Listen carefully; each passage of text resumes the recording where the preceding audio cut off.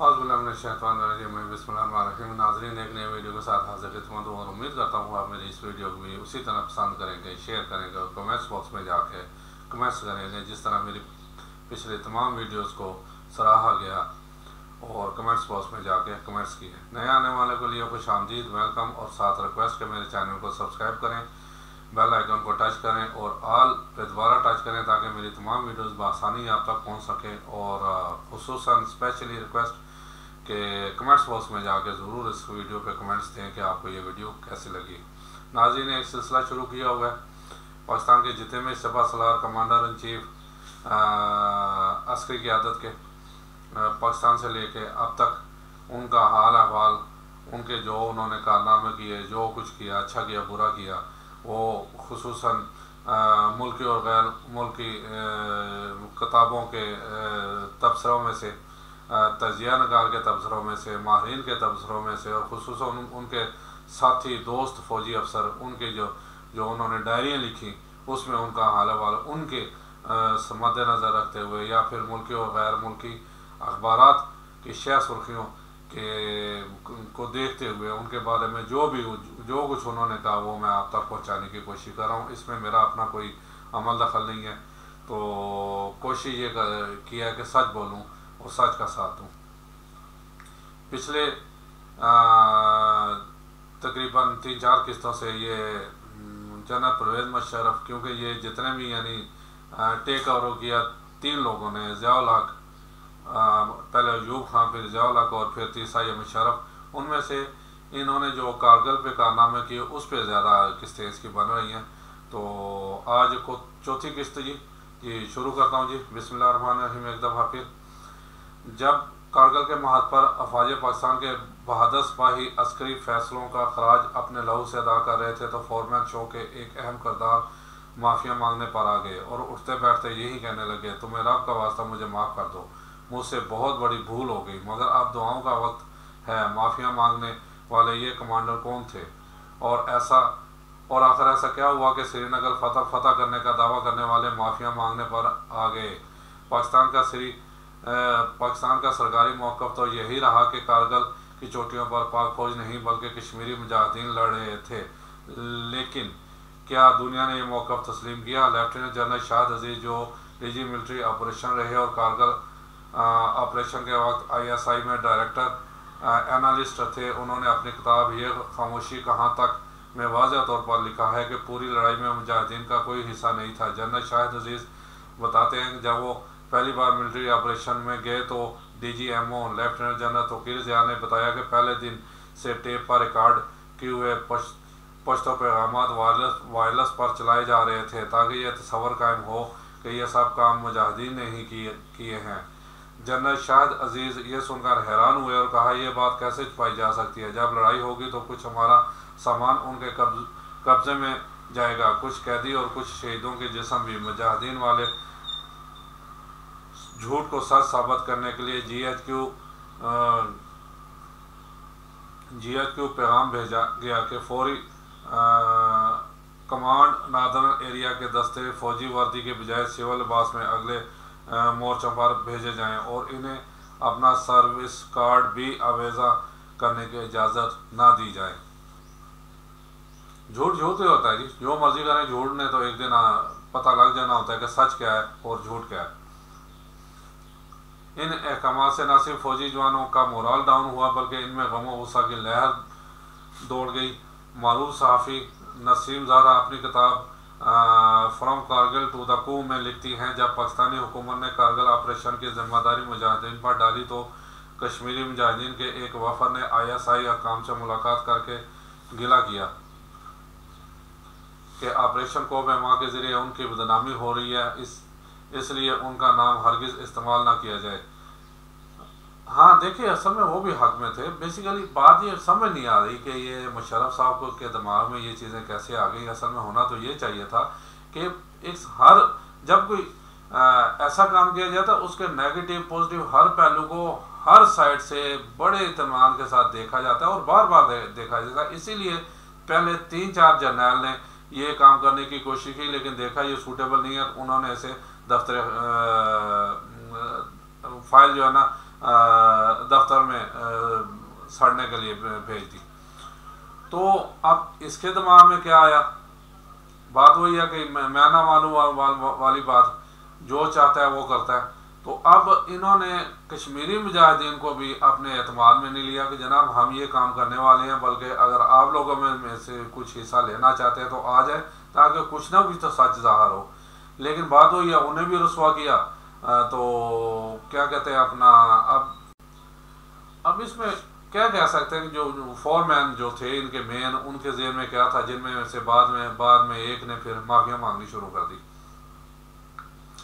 जब इन मुजाहिदीन ने वज़ीर आज़म में मिलकर यही गिला किया तो वज़ीर आज़म ने इन्हें तसल्ली दे कि इनका नाम कश्मीर आज़ाद करवाने की फ़ौजी जिद्दोजहद में लिया जा रहा है, और अगर ऑपरेशन कामयाब रहा तो कामयाबी का क्रेडिट भी इन्हें ही जाएगा। एक तरफ दफ्तर खारजा GHQ की दी हुई लाइन से 1 इंच पीछे हटने को तैयार न था, और सफारती सतह पर मुसलसल ये दावा किया जा रहा था कि अफवाज पाकिस्तान का इस ऑपरेशन से कोई तल्लुक नहीं, तो दूसरी तरफ बाज़ फौजी हुकाम ने ऑपरेशन को वहाँ का क्रेडिट लेकर सिविलियन हकाम को सफारती सतह पर इंतहाई मुश्किल हालात से दो चार कर दिया था। अमरीकी दफ्तर खारजा ने पाकिस्तान से अपने फौजी दस्ते वापस बुलाने का मुतालबा किया, तो एडिशनल सेक्रेटरी खारजा तारक अल्ताफ ने अमेरिका के पाकिस्तान में सफ़ीर विलियम मैलम से शदीद एहतजाज किया और पूछा, अमेरिका ने पाकिस्तानी फ़ौज पर कारगिल में लड़ाई का इल्ज़ाम क्यों आयद किया है। अमेरिकी सफ़ीर ने हंसते हुए कहा, ये सब हम नहीं कह रहे, बल्कि खुद तुम्हारी फ़ौज कह रही है। इस बात का पस मंज़र ये था कि 4 रोज़ कबल DG military intelligence manager general Ehsanul हक ने मगरबी ममालिक के डिफेंस अताशीज़ को ऑपरेशन को पैमा पर ब्रीफन देने के लिए मदऊ किया। DG MI major general Ehsanul Haq और DG MO lieutenant general Tauqir Zia की ब्रीफिंग से मगरबी ममालिक के फ़ौजी अफसरों ने यह तासल लिया कि कारगिल में मुजाहिदीन नहीं बल्कि पाकिस्तानी फ़ौज लड़ रही है, और अपने ममालिक को ब्रीफिंग से मुतल्लिक़ रिपोर्ट बनाकर भेज दी। यूँ पाकिस्तान का सरकारी मौक़िफ़ महज मजाक बनकर रह गया। पाकिस्तान में कन्फ्यूजन और अबहाम की बहुतात थी, तो दूसरी तरफ भारत का मौक़िफ़ ही नहीं मकासद भी बहुत वाज़ेह थे। भारत एक तरफ आलमी बरादरी को यह यकीन दिलाने में कामयाब हो गया कि पाकिस्तान ने जारहियत का इर्तिकाब किया है, तो दूसरी तरफ कारगिल और द्रास की चोटियाँ वापस लेने के लिए बड़े पैमाने पर फौजी कार्रवाई की तैयारी होने लगी। भारतीय वज़ीर आज़म अटल बिहारी वाजपेयी की सरकारी एतमाद के बाद वज़ीर आज़म अटल बिहारी वाजपेयी की सरकार अदम एतमाद के बाद गिर चुकी थी। इंतखाबात सर पर थे और कारगिल की चोटियाँ लिए बगैर इंतखाबात जीतना मुमकिन ना था। वाजपेयी ने 25 मई को पाकिस्तानी हम मनसब मियां नवाज शरीफ को फ़ोन करके कह दिया, बस अब मामला बर्दाश्त से बाहर हो गया। पाकिस्तान कश्मीर पर कब्जा करना चाहता है। कारगिल की मुहिमजोई के ज़रिए हमारी पीठ में छुड़ा घोंपा गया। 25 मई की जंग अखबार की आप मेन हेडलाइन देख सकते हैं।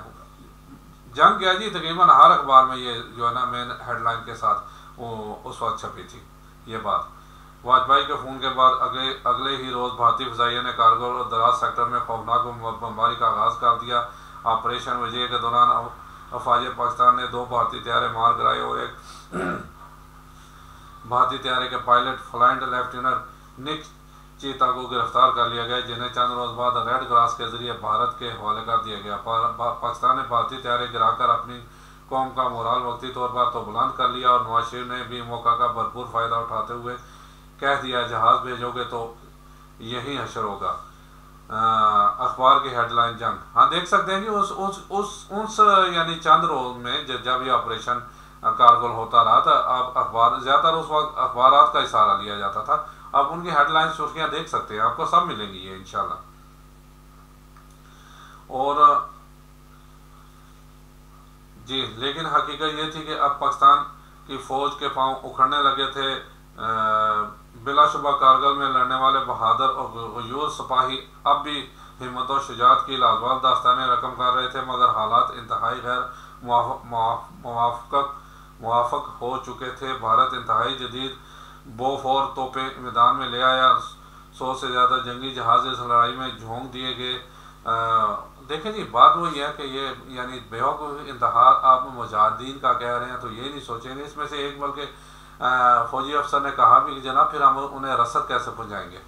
आप तो कहेंगे कि फ़ौजी नहीं बल्कि मुजाहिदीन है, फिर हम उन्हें कुमक तो नहीं पहुँचा सकते, सामान तो नहीं पहुँचा, साजो सामान तो नहीं पहुँचा सकते। लेकिन अब भारत उन्हें छुड़ाने के लिए अपनी चोटियां हर हथकंडा इस्तेमाल करेगा, और वो कर रहा है, वो जायज़ है, और दुनिया ने फिर उसी का साथ दिया।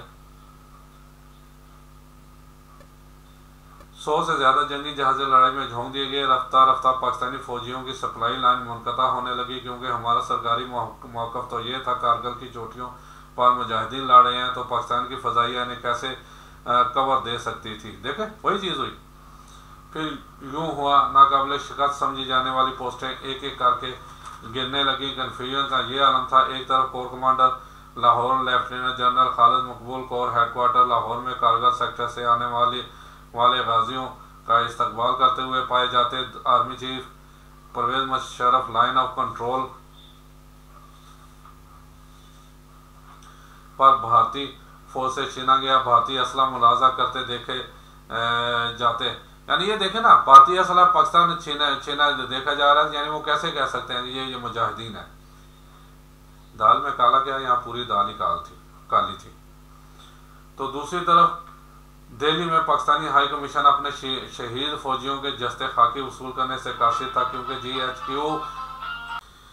क्योंकि GHQ हकाम ने इन्हें ये बताने पर रखा था कि कारगिल पर पाक फौज नहीं बल्कि मुजाहिदीन लड़ रहे हैं, और मरने वालों का पाकिस्तान से कोई तल्लुक नहीं।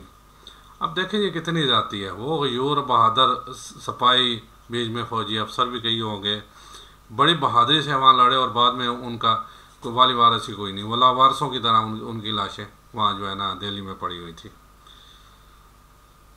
भारतीय फौज के ऑपरेशन विजय की शिद्दत बढ़ती जा रही थी। पाकिस्तान ने दो तरफा तनाव कम करने के लिए वज़ीर ख़ारजा सरताज अजीज़ को दिल्ली भेजने का फैसला किया, ताकि वो भारतीय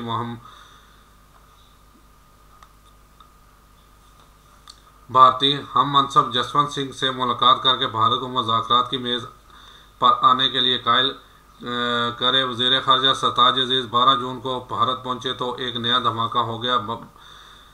वज़ीर आज़म सेक्रेटरीट में 25 मई को इजलास हुआ तो आर्मी चीफ परवेज़ मुशर्रफ चीन में थे। अगले रोज़ CGS लेफ्टिनेंट जनरल अजीज़ अहमद खान ने फ़ोन करके इस इजलास की रूहदार से आगाह किया। 29 मई को जनरल अजीज़ और जनरल परवेज़ मुशर्रफ ने एक बार फिर फ़ोन पर बात की। भारतीय खुफिया अदारों ने ये दोनों फ़ोन कॉल्स रिकॉर्ड कर ली और गुफ्तगू का मतन 11 जून को जारी कर दिया। यानी 12 जून को वज़ीर ख़ारजा नई दिल्ली पहुँचे तो जनरल परवेज़ मुशर्रफ और जनरल अजीज़ खान लीक्स के चर्चे अखबार में छप चुके थे।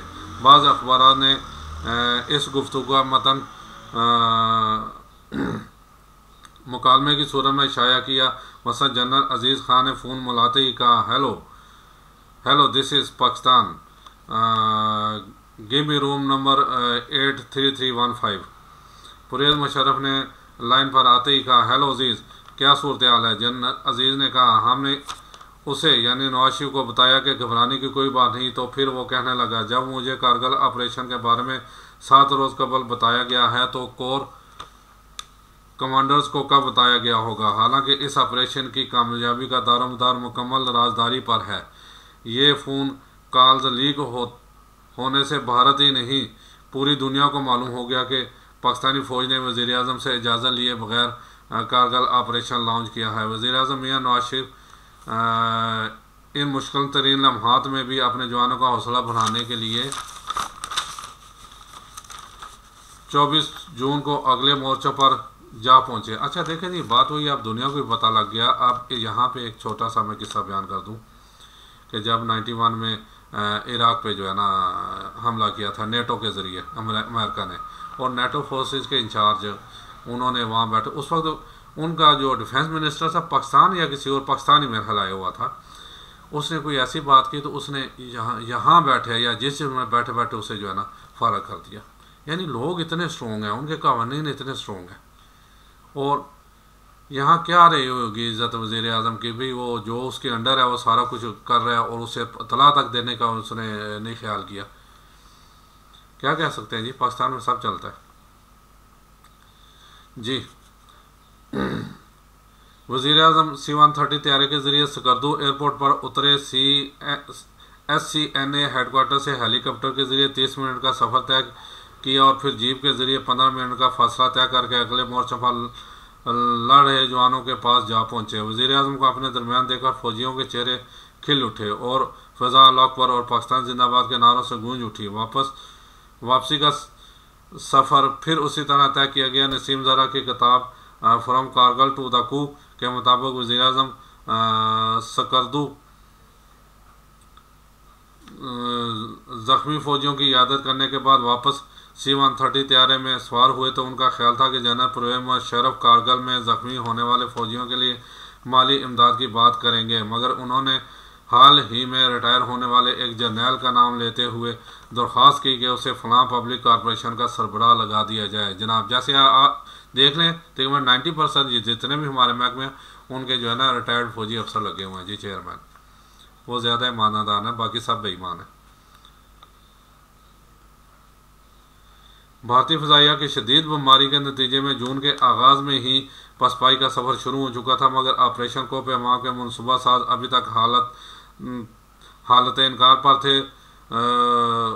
तोलोलंग पोस्ट जो 4 जून को छिन गई, कमांडर FCNA ने 10 दिन तक यह खबर GHQ से छुपाई रखी। Commander FCNA major general Javed Hasan जो बहुत बुलंद बांग दावे किया करते थे और फोरमैन शो के हीरो थे, देखते ही देखते ज़ीरो हो गए। मेजर जनरल जावेद हसन बढ़ते हुए दबाव के पेश नज़र हवास बाख्ता हो गए और एक मीटिंग के दौरान हाथ जोड़कर कहने लगे, अल्लाह का वास्ता मुझे माफ़ कर दो, मुझसे बहुत बड़ी भूल हो गई, लेकिन ये दुआओं का वक्त है, लेकिन ये कोई मामूली भूल चूक ना थी जिसे दरगुजर कर दिया जाता है। इस गलती ने अफवाज पाकिस्तान के 300 बहादुर जवानों की ज़िंदगियाँ निकली। ये वो हैं जी जो ऑन रिकॉर्ड है, ऑन रिकॉर्ड 300 और उसके अलावा पता नहीं कितने हमारे वहाँ जवान शहीद हुए। पाकिस्तान सफारती सतह पर तनहा हो चुका था। अमेरिका ही नहीं, चीन ने भी खुलकर साथ देने से माजत कर ली।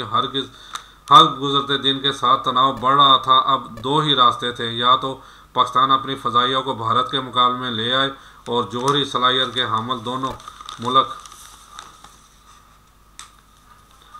खुली जंग के लिए तैयार हो जाएं, या फिर बाइज़्ज़त वापसी का रास्ता तलाश किया जाए। कारगिल ऑपरेशन के दौरान वफाकी वज़ीर राजा ज़फ़रुल हक ने सेनेट में तकरीर करते हुए एटम बम चलाने की धमकी दी तो भारतीय वज़ीर आज़म वाजपेयी ने भी इसी लबोलहजा में जवाब दे दिया। वज़ीर आज़म नवाज शरीफ ने तंग गली में से निकलने के लिए 15 जून को काबीना की दफाई कमेटी का इजलास बुलाया तो शुरका फट पड़े। एक वफाकी वज़ीर ने कहा, फ़ौज ये सोचे समझे बगैर खंबे पर चढ़ गई है कि नीचे कैसे उतरना है। नेवल चीफ ने भारतीय फ़ौज की तरफ से पाकिस्तान की समुद्री हदूद बला किए जाने का खदशा ज़ाहिर कर दिया। एडमिरल फसी बुखारी जो अपनी बीवी को इलाज के बाईस 15 दिन से इंग्लैंड में थे। हाँ जी, मौजा तो इन्होंने लगिया होंदियां ना, यानी साफ गल करिए तो साढ़े गरीब इत्थे हस्पतालों इलाज का वह नहीं है, इत्थे इलाज नहीं करा सकते। जाके देखो सर्विस में हस्पताल गंगा राम, यानी गरीब इतने बीमार उन्होंने दवाइयाँ दे के घर भेजते हैं। तो ये तो भाई बस जरा पन्नो ही लाल है। उन्होंने कहा, क्या मैं पूछ सकता हूं कि इस ऑपरेशन के मकसद क्या हैं? क्या हम इन उजाड़ चोटियों के लिए जंग की तरफ जाना चाहते हैं जो चंद माह बाद सर्दियाँ शुरू होने पर हमें वैसे ही खाली करना पड़ेंगी? 25 जून को मियां नवाज शरीफ ने आखिरी कोशिश के तौर पर बजाते खुद चीन चले गए। बैकडोर डिप्लोमेसी के तहत अचानक दिल्ली लैंड करके वाजपेयी से मिलने का मनसूबा कामयाब ना हो सका और चीनी हुकाम ने भी यही मशवरा दिया कि जिस कदर जल्द मुमकिन हो कशीदगी को कम किया जाए और शिमला माहदे के मुताबिक दोनों फ्रीक लाइन ऑफ कंट्रोल का एहतराम करें। जो 2 जुलाई को वज़ीर आज़म हाउस में काबीना की दफाई कमेटी का एक और इजलास हुआ। एक बार फिर नेवल चीफ और एयर चीफ ने कारगिल ऑपरेशन पर तनकीद को तो जनरल परवेज़ मुशर्रफ ने पाक फ़ज़ाइया के सरबराह एयर मार्शल परवेज़ मेहदी कुरैशी को डरपोक आदमी करार दे दिया। परवेज़ मुशर्रफ अब भी नाकामी का एतराफ़ करने को तैयार न थे और उन्होंने कहा, भारतीय फ़ज़ाइया की शदीद बमबारी के बावजूद 35% पोस्टें अभी तक हमारे पास हैं। परवेज़ मुशर्रफ की बात दरअसल ये एतराफ़ था कि 65% पोस्टें छिन चुकी हैं। हाँ जी ज़ाहिर जी, उन्होंने अपने मुँह से कर लिया कि 35% हमारे पास है, यानी 65% तो इंडिया ने वापस ले ली। वफाकी वज़ीर इसहाक डार ने परवेज़ मुशर्रफ को मुखातब करते हुए कहा, यह बहुत अच्छा डायलॉग है, सुने ज़रा। अगर आपको मुतलबा फ़ंड मुहैया कर दिए जाएँ तो क्या आप कश्मीर फतह कर सकते हैं? परवेज़ मुशर्रफ ने कहा, कारगिल और कश्मीर का फासला बहुत ज़्यादा है। इसहाक डार ने एक और ऑप्शन देते हुए कहा, चलें कश्मीर छोड़ें, आप सियाचिन पर कब्जा कर सकते हैं। परवेज़ मुशर्रफ ने यह कहकर जान छुड़ाई, पाकिस्तान को सियाचिन पर कब्जा बरकरार रखना बहुत महंगा पड़ेगा। केड़ा सस्ता पै गया, घाटे का सौदा सारा। एक और सवाल ये किया गया कि क्या बाकी रह गई चोटियों पर कब्जा बरकरार रखा जा सकता है। परवेज़ मुशर्रफ ने कहा, अगस्त या सितंबर में बर्फबारी शुरू हो जाएगी और हमें ये चोटियाँ खाली करना पड़ जाएंगी। ये इजलास 2 जून को हो रहा था, यानी बाइज़्ज़त वापसी का रास्ता तलाश ना किया जाता तो भी अगले माह यानी सितंबर में रसवाई और पसपाई का सफ़र शुरू हो जाना था। मियां नवाज शरीफ ने मखदूश सूरत हाल के बाद अमरीकी सदर बिल क्लिंटन से मुलाकात करके कारगिल से वापसी के मादे पर दस्तखत क्यों किए। क्या नवाज शरीफ अपनी मर्जी से अमेरिका गए या जनरल परवेज़ मुशर्रफ ने इन्हें अमेरिका जाकर बाइज़्ज़त वापसी की राह हमवार करने पर कायल किया। इस पर बात होगी अगली किस्त में। तब तक के लिए इजाज़त चाहते हैं। अल्लाह आपका और मेरा हामी नासर। पाकिस्तान जिंदाबाद। ये है जी ये चौथी किस्त। अब अगली किस्त में मिलते हैं जी इंशाल्लाह। अस्सलाम वालेकुम वरहमतुल्लाहि व बरकातुहू।